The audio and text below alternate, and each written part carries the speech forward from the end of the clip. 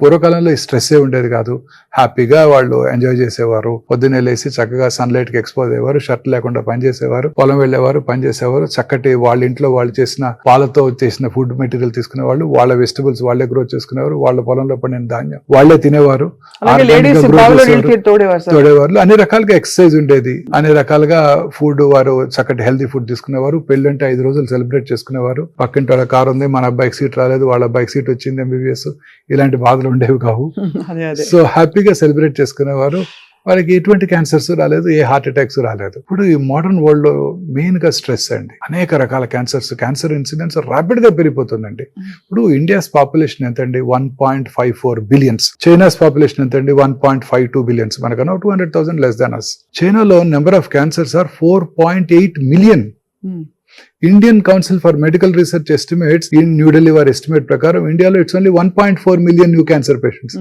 అంటే China population కన్నా మన పాపులేషన్ ఎక్కువ, కానీ మన cancer cases are 1/3 of Chinese. అంటే పర్వాలేదని అర్థం కాదండి, గ్రాస్లీ అండర్ రిపోర్టెడ్.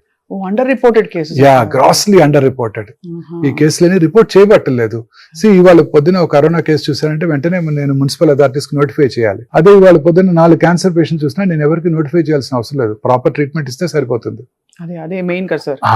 ఈ గ్రాస్లీ అండర్ రిపోర్టెడ్ అండి. మన భారతదేశంలో కూడా సైంటిస్టులు, మన డాక్టర్లు బిలీవ్ చేసేది ఏంటంటే nothing less than 4.5 million cases ఉంటాయి మన దగ్గర కూడా, they are not being reported.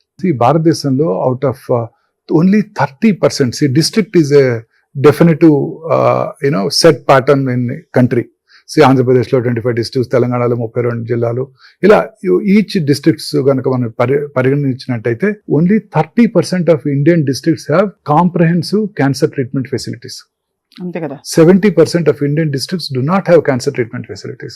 అంటే క్యాన్సర్ ఇంకా కొంచెం డబ్బున్న వాళ్ళ రోగంగా అనుకుంటారు సార్. అది లేదండి, పేదవాళ్ళు కూడా ఈక్వల్లీ ససెప్టబుల్. అంటే మీరు అన్నట్టు డైరెక్ట్ క్యాన్సర్స్ కి వాళ్ళు ససెప్టబుల్. పొల్యూషన్ వల్ల, టొబాకో యూసేజ్ వల్ల, ఆల్కహాల్ వల్ల, ప్రాపర్ హైజీన్ లేకపోవడం వల్ల వాళ్ళలో కూడా equally good number of cancers చూస్తున్నాం. వాళ్ళకి ట్రీట్మెంట్ చేసుకునే కెపాసిటీ లేక వదిలిపడేస్తారు. They give up after some time.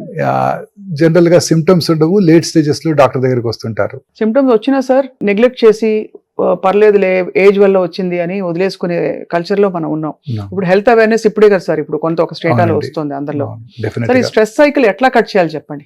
Over ambition ఒక మీరు అన్నట్టు కంపారిజన్ అంబిషన్ వల్లే ఈ స్ట్రెస్ ఎక్కువ అయిపోతుంది. ఎలా కట్ చేయాలి స్ట్రెస్ సైకిల్? మీరు అంబిషన్ లేకపోతే సొసైటీ డెవలప్ అవుతుంది. ఒకటి బిల్డ్ చేయాలి అనే ఒక కాన్సెప్ట్ నేను చాలా మంది చూసాను. చాలా ఇప్పుడు రీసెర్చ్ కంపెనీస్ చూస్తుంటాం కదండి.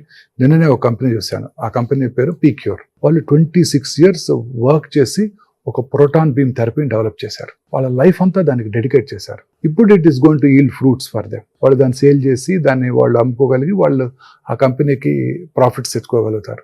ఈచ్ డ్రగ్ తయారు చేయడానికి ఆ ఫార్మస్యూటికల్ కంపెనీస్ ఎంత కష్టపడతాయో మీకు తెలియదు కాదు. కొన్ని బిలియన్స్ ఆఫ్ డాలర్స్ ఖర్చు పెట్టి చేస్తుంటారు. సో ప్రతి రీసెర్చ్ కూడా ఎంతో అంబిషన్తో ఒక పని చేయాలన్న తపంతో చేయగలిగినప్పుడే మన హ్యూమన్ రేస్ ముందుకెళ్తుందండి. అంబిషన్ లేకపోతే మనం డెవలప్ అవ్వం. కాకపోతే అది హెల్దీగా ఉండాలి, దాన్ని ఎంతో కేర్ఫుల్గా. ఇప్పుడు ఉదాహరణకి ఎవ్రీ ఇండస్ట్రియలిస్ట్ మీరు చూడండి, ఎంతో కష్టపడి పైకి వచ్చిన వాళ్ళే. ఎవరు కూడాను జస్ట్ ధీరుభాయ్ అంబానీ గారు ఎంతో కష్టపడి చిన్న స్థాయి నుంచి సైకిల్ మీద బట్టలు అమ్మి ఆయన ఇండియాస్ రిచెస్ట్ మ్యాన్ అవ్వగలిగారు. సో ఎంతో కష్టపడింది ఏది రాదండి. సో ఆ కష్టపడడం కూడా ఆనందంగా భావించాలి. When you think your work is passion. See, people ask me, don't you get burnt out when you work for 18 hours a day? I work on an average 110 hours a week. Baboy. But I don't get stressed out. That's my passion. Seeing my patients is my passion. వాళ్ళని చూడటం వల్ల నేను స్ట్రెస్కి లోనవను, ఆందోళనకు లోనవను, బాధపడను. శనివారం రాత్రి 7:30 కొత్త patient వచ్చినా అదే జీల్ అండ్ ఎంతూజియాజంతో చూస్తాను. శనివారం రాత్రి 7:30 ఎందుకు వచ్చారు వీళ్ళు అని అనుకోను. నా కోసం శనివారం రాత్రి కూడా వచ్చారని ఆనందపడతాను. Amazing attitude sir. యాటిట్యూడ్. ఇప్పుడు అందరూ కూడా హార్డ్ వర్క్ చేసిన వాళ్ళంతా కూడా వాళ్ళ యాటిట్యూడ్ లేకపోతే సక్సెస్ అవ్వలేరు. సో అయితే స్ట్రెస్ ని మూలం నుంచి కట్ చేయడం అన్నది కేవలం ప్రాక్టీస్ అంటారు, అంతే కదా సార్? ప్రాక్టీస్, కంటి నిండా నిద్ర, హ్యాపీగా పడుకోవాలి, సంతోషంగా ఉండాలి. You must enjoy your profession. అంతే కదా సార్? అంతేనండి.